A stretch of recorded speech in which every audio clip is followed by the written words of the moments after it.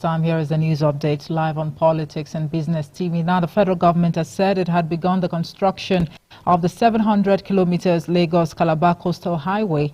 The Minister of Works, David Umahi, disclosed this in a statement issued by the Special Advisor on Media, Oji Uchenna, in Abuja.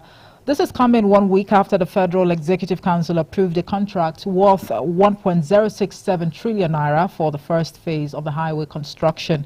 Umahi, who addressed journalists after the council meeting, said the 47.47 kilometer dual carriageway has 5 lanes on each side and a train track in the middle. According to him, it forms part of a 700-kilometer road spanning 9 states with 2 spurs leading up north, noting that the facility would be constructed with concrete.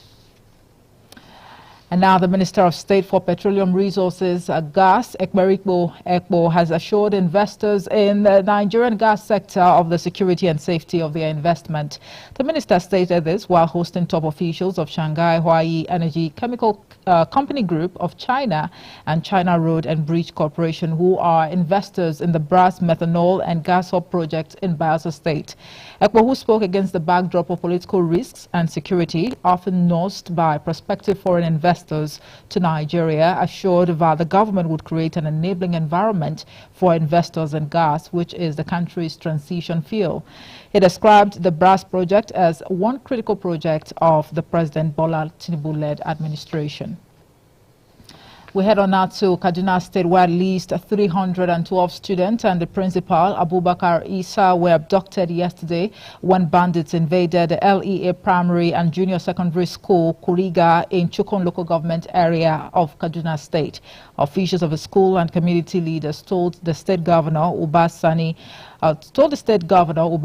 alongside key government officials who visited the school, that 187 students were abducted from the secondary school section and 125 from the primary school section.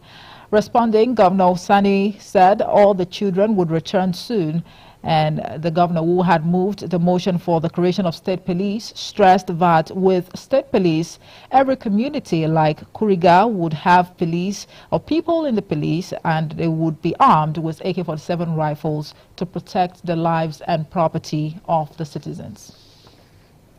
And from Kaduna State, we head on to Edo State, where residents of Jatu in the Etsako West local government area of the state yesterday tripped out to protest against the impeachment move initiated by the Edo State House of Assembly against the Deputy Governor Philip Shaibu.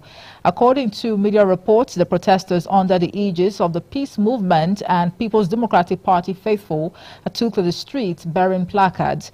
It would be recorded that the Edo State House of Assembly had on Wednesday commenced impeachment proceedings against Shaibu, accusing him of perjury and leaking the government's secrets.